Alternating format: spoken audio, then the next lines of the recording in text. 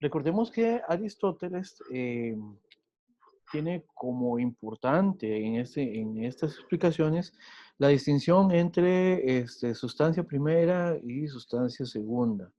El hipokeimenon, el sustrato, ese fundamento, ese sujeto que subyace, es lo último que estamos buscando. Por eso esta es una preocupación de filosofía primera, por supuesto, ¿verdad?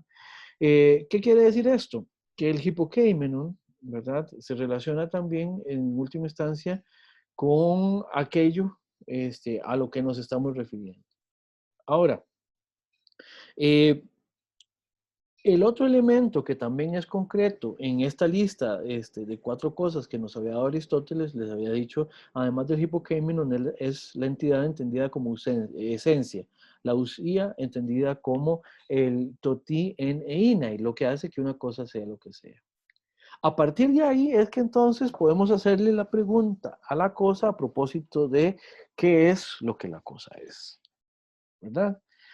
Aristóteles va a decir que la esencia de algo, en la esencia de algo, su enunciado es su definición, o su enunciado es definición. ¿Por qué? Porque la definición de algo es precisamente decir lo que la cosa es. Todavía hoy en día, cuando hacemos definiciones, las hacemos en función de lo que la cosa es. O cuando preguntamos definiciones, las preguntamos en función de lo que la cosa es, ¿verdad? Uno cuando necesita saber la definición de algo, lo que pregunta es, ¿qué es tal cosa? ¿Qué es tal otro? ¿Verdad? Y cuando decimos esa cosa es, y no importa cuál sea la definición que ponemos, por ejemplo, ¿qué es el ser humano? Para poner el ejemplo clásico de definición en Aristóteles. Bueno, el ser humano es el animal racional, ¿verdad? Entonces, esa es una manera entonces de entender la esencia, es aquello que me permite entender lo que la cosa es. Obviamente, esto es lo que me permite también distinguir esa cosa de cualquier otra. Se distinguen, entre otras, por sus formas, ¿verdad? Y ahora vamos a distinguir también en relación con la esencia. La esencia de cosas que no son del mismo tipo, pues obviamente que van a responder de manera distinta a la pregunta, ¿verdad? No es lo mismo definir, por ejemplo, el círculo como lo definimos ahora anteriormente, o como intentamos recordar que se definió círculo, a definir, por ejemplo, un ser humano que fue otra cosa que también acabamos de definir, ¿verdad? Precisamente porque sus esencias son distintas. Ahora, vean qué curioso, cosas de diferentes esencias eventualmente podrían compartir formas siempre que éstas sean generales, ¿verdad?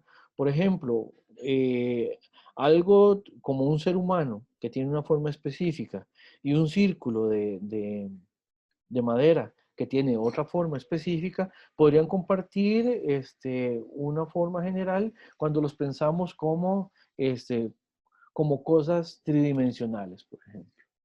¿Verdad? Entonces, de nuevo, para que ustedes vean que la manera en que abrimos o cerramos la abstracción también es importante para poder entender este tipo de explicaciones. Ahora, Aristóteles hace una explicación a propósito de la materia y la forma como principios que también es muy sugerente. Por un lado, dice que la forma es capaz de existencia separada. ¿Qué quiere decir que la forma tiene existencia separada? Quiere decir que nosotros podemos hablar de formas independientemente de materia. Por eso podemos pensar en un círculo inteligible. Por eso podemos pensar un círculo en general. Podemos pensar un ser humano en general. Porque lo que estamos pensando es solamente la forma. Y obviamos en ese momento, por así decirlo, su componente material. ¿Por qué? Porque como decíamos, el componente material no es, no es un concepto necesario que esté integrado con la forma. Otra cosa, que la forma existe de manera separada, quiere decir que se mantiene a pesar de que la composición no esté dada. Por eso es que, primero, ya dijimos, hay formas sin materia, por ejemplo, los objetos matemáticos, o también hay formas que pueden subsistir independientemente de que los objetos en los que estaban compuestas ya no existan. Por ejemplo, nosotros podemos hablar de pájaros dodo, y sabemos lo que es un pájaro dodo, independientemente de que ya no exista ningún ejemplar con vida, ¿verdad? Se extinguieron hace mucho. Parece ser que los portugueses fueron causantes de la extinción de los pájaros dodo, ¿ya? Claro, venían navegando y llegaron a los lugares a donde lo que había era pájaros dodos, que además no vuelan. Imagínense con el hambre que llega uno después de andar en un barco durante tanto tiempo, no dejaron ni uno, ¿verdad? Pero ¿qué es lo que pasa? Todavía hoy podemos podemos entender y de manera solamente conceptual lo que es un pájaro, aunque no lo conozcamos en experiencia. Podemos conocer, digamos, restos fósiles de pájaros dodos o cosas por el estilo, pero lo que es un pájaro dodo propiamente hablando, en su existencia ya a nosotros no nos tocó experimentarlo. Igual que con cualquier especie que se haya extinto, ¿verdad? Entonces, en ese sentido, vean que persiste la forma a pesar de que el objeto en composición, del objeto en composición ya no haya ni siquiera un ejemplar. ¿Se entiende qué significa que la forma puede existir de manera separada? ¿O hay alguna duda con eso? Bien, en relación con la materia, Aristóteles nos va a decir que precisamente la materia no se da separadamente. La materia solo la encontramos en composición. ¿Por qué? De manera separada, o sea, si no tuviera ninguna forma, si no está configurada de ninguna manera, ni siquiera la podemos pensar. La materia, para poder actualizarse, para poder estar ahí, este, para poder darse en una realidad específica, necesita de una configuración que le viene de afuera, habíamos dicho, ¿verdad? En ese sentido, Aristóteles dice que la materia, en términos generales, ¿verdad? Su naturaleza no es desconocida, porque no, no se trata más que de los elementos que especifican lo que el compuesto es. Habíamos dicho, la materia es el principio a partir del cual se da lo contingente y lo accidental en una cosa, ¿ya? Por eso es que en ausencia del darse en una cosa concreta, no hay manera de entenderlo. Otra cosa es que la parte material de algo no se incluye en la definición de lo que la cosa es. Por ejemplo, vean que cuando nosotros hablamos de una cuchara, si queremos definir una cuchara o si queremos definir una silla, el material del cual estén hechos es completamente irrelevante. Bueno, de la misma manera, la materia como principio entitativo es completamente irrelevante en la parte esencial de algo, ¿verdad? No, no aparece en la esencia de algo. O sea, la materia de lo que algo es no es esencial para que sea.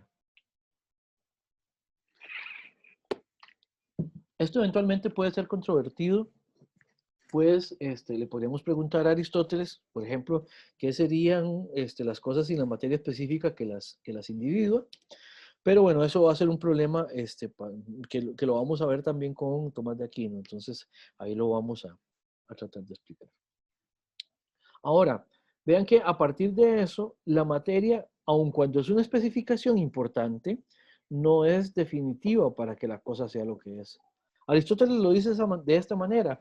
Por eso es que la estatua, dice Aristóteles en el libro, yo cambié un poco el ejemplo, porque ya tenía la foto de las esferas y no quería buscar una estatua de bronce, ¿no? Entonces, podemos decir, por eso es que la esfera es de bronce y no, la esfera no es bronce, sino de bronce.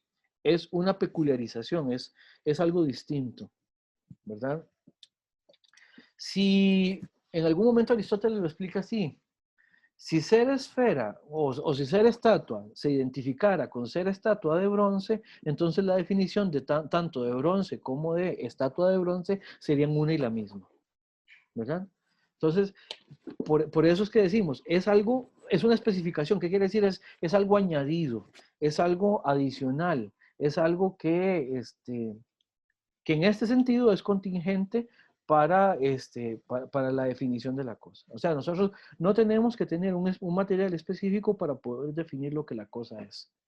O digámoslo en la otra dirección, las cosas de las cuales entendemos su definición, gracias entre otras cosas a que entendemos su esencia, pueden presentarse, pueden tener diversas presentaciones, o sea, pueden presentarse en materiales distintos, ¿no?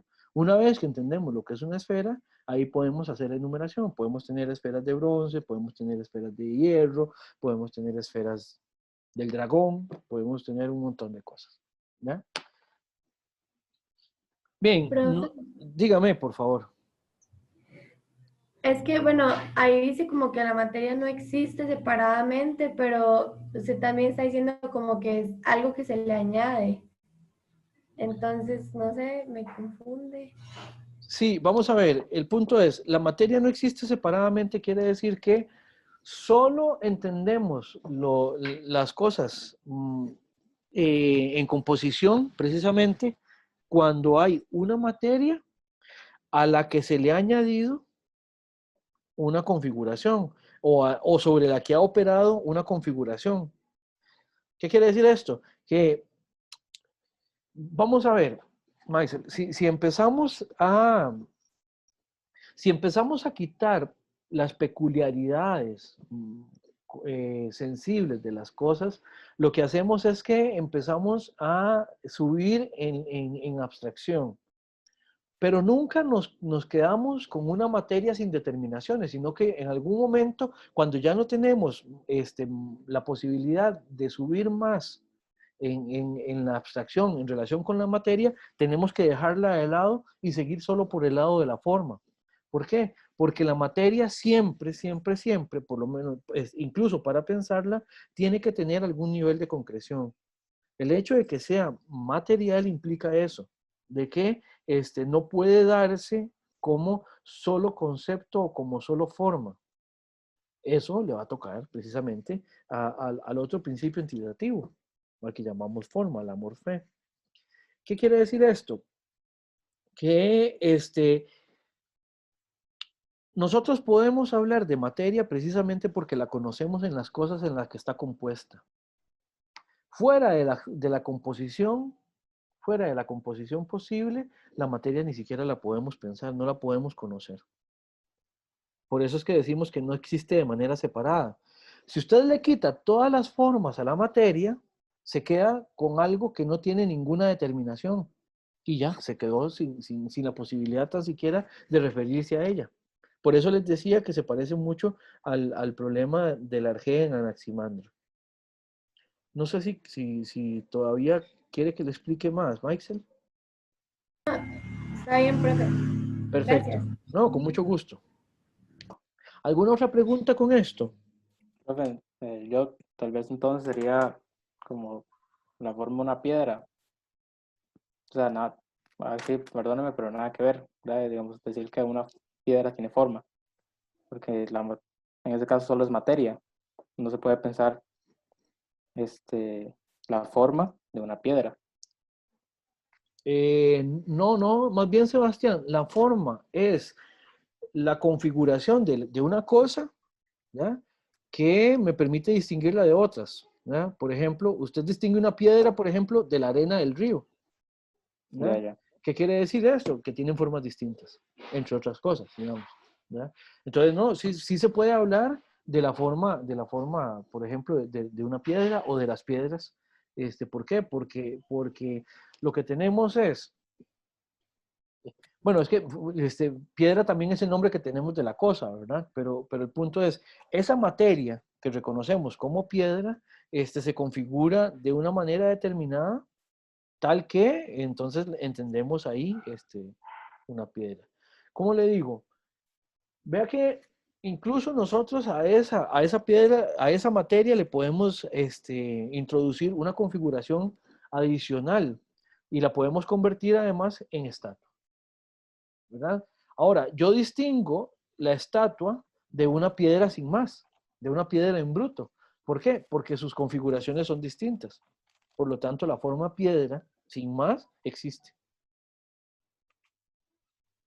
Sí, Sebastián. Sí, profe, no sé si ya va a pasar la diapositiva, pero no sé si puede explicar un poco el sujeto último. Sí, el sujeto último es precisamente el hipokémenon, ese sujeto del que estamos hablando, del cual se dicen cosas y que no se utiliza en la predicación. Es exactamente lo mismo que habíamos entendido como sustancia primera. Gracias, profe. Perfecto. ¿Alguna otra pregunta? Bien, entonces, es que la última diapositiva la paso ahorita porque más bien ahora la pregunta es mía. ¿Se acuerdan que habíamos visto que en la lista de Aristóteles, al inicio, el universal aparecía como entidad y después en el capítulo 13, Aristóteles dice que no es entidad? ¿Alguien vio cómo más o menos se puede explicar eso? Yo les dije que lo buscaran, a ver qué. ¿Alguien? ¿Alguna idea?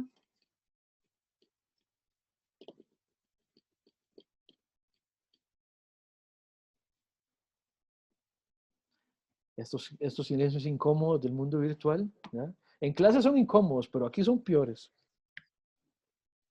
Profe, yo tal vez podría pensar como bateando, ¿verdad? Digamos, que podría estar como explicando distintas cosas como del mundo, de la realidad o así. Entonces como que usa clasificaciones distintas de los Sí, conceptos, digamos. bueno, eso nos sirve, Luis, como explicación muy general. Ahora, obviamente, como Sanchitos es necio profesional, digamos, ¿ya? Galardonado, Sanchitos inmediatamente lo que le preguntaría es exactamente, ¿y en qué consiste esa diferencia en la explicación a partir de la cual entonces los distinguimos por la explicación? Si no, no sabría, profe. Ok, sí, entonces sí, ahí es donde usted dice, hasta ahí me llegó el batazo. Claro. No, buenísimo, gracias, Luis. Lo que dice Luis es cierto, es cierto. Aristóteles lo que está haciendo es recurriendo a explicaciones distintas para uno y otro caso. Vamos a ver. El universal como entidad o como no entidad, podría decir ahí más bien, ¿verdad? Aquí Aristóteles lo que nos está es presentando una colección de problemas para poder más bien seguir considerando el universal como parte de aquella lista. La primera cosa que dice Aristóteles es que aquí tenemos un problema. La entidad de cada cosa es propia de cada cosa y no se da en ninguna otra, pero el universal es común. ¿Se acuerdan? El universal es un concepto a partir del cual nosotros nos referimos a varias cosas. Eso es lo que significa que el universal es común. Es más, es tan común que esa noción universal precisamente significa eso, que se puede utilizar con todos los individuos que están dentro de una misma clase. Pero la entidad de cada cosa es lo que esa cosa es. ¿Y cómo es posible que lo que esa cosa es sea común a muchas? Es como decir que lo que hace que Sanchitos sea Sanchitos está en Sanchitos y en otro. Y eso no es posible. Entonces, ese es el primer problema. Todavía no les voy a decir en qué consiste la diferencia. Nada más, ya, voy a ir creando tensión dramática, digámoslo así, ¿verdad? Segunda, la entidad es aquello que no se dice de un sujeto. Y el universal se dice de un sujeto, ¿verdad? Tan se dice de un sujeto que de nuevo se dice de todos los sujetos que están en el conjunto, ¿verdad? El universal se dice de Sanchitos, el universal que explica a Sanchitos debería explicar a cualquier otro individuo de los mismos tipos o de las mismas clases en las que entra Sanchitos. Por ejemplo, el ejemplo que le di a Amanda más temprano, que tanto ella como yo somos seres humanos y por eso compartimos la forma. Entonces, este es un problema también, dice Aristóteles. Tercero, una entidad no se da en otra entidad y animal, por ejemplo, se da en hombre y en Sócrates. Se relaciona mucho con la anterior. ¿Por qué? Porque se dice tanto de hombre y Sócrates, ¿verdad? Tanto hombre como Sócrates, en ambos casos podemos decir que son animales. Todo hombre es animal y Sócrates es animal, ¿verdad? Entonces, esto es un problema, porque tenemos una entidad animal que se da en otras, hombre y Sócrates. O inmueble, por ejemplo. Lo entendemos tanto de edificio como de casa, como de edificio de letras, como, no sé, como el edificio de la municipalidad de Montes de Oca, lo que quieran, ¿verdad? Entonces, aquí también tenemos un problema con el universal como entidad.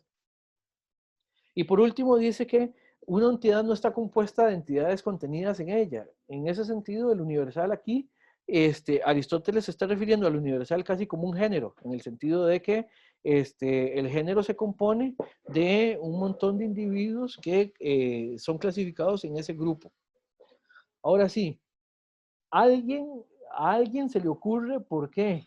Al principio Aristóteles estaba hablando de el entidad, del universal como entidad, y después se desdice. Van a ver que la respuesta es facilísima. No sé, pero a mí se me ocurre como, después de leer esto, que es como el problema de la esencia.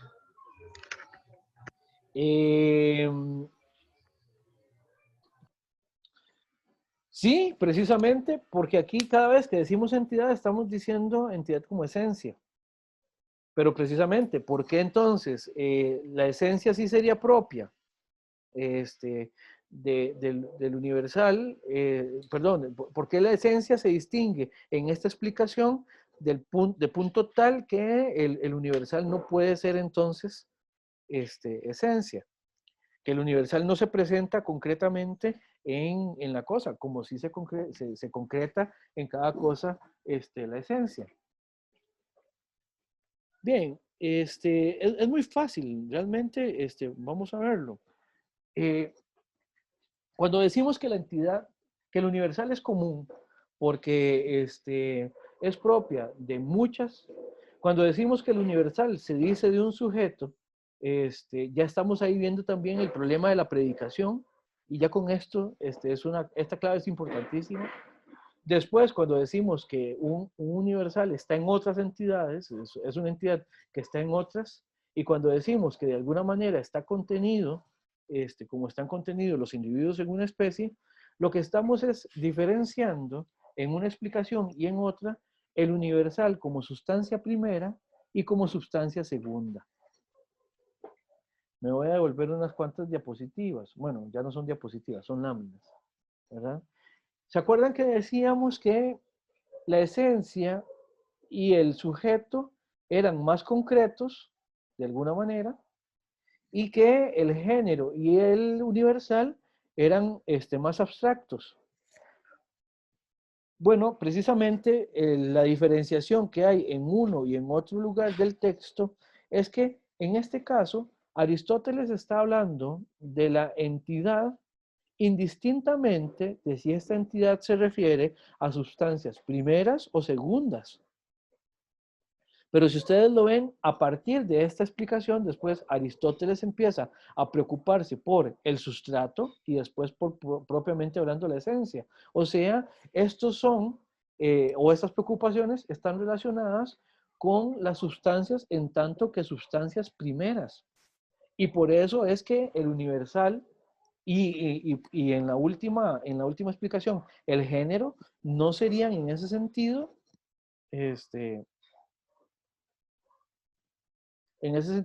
no serían entidades. ¿Por qué? Porque no son sustancias primeras, nunca. El universal y el género se dicen de otras cosas, se predican de otras cosas, que es básicamente la definición de sustancia segunda. Bien, era tal vez más sin gracia de lo que podían pensar, ¿verdad? Pero bueno, simplemente es una pregunta que quedó ahí. Bien, a menos que tengan alguna otra pregunta, podemos quedar aquí por hoy y recuerden, léanse el próximo el texto, la próxima clase vamos a ver el último libro el último libro que vamos a ver de la metafísica, el libro 12, y después ya les avisaré cuál va a ser la adecuación de cronograma que vamos a hacer. Entonces, para la próxima clase vamos a estar desfasados en una sesión. Entonces, para que tomen eso en cuenta. Bien, muchísimas gracias entonces por la atención y nos vemos el próximo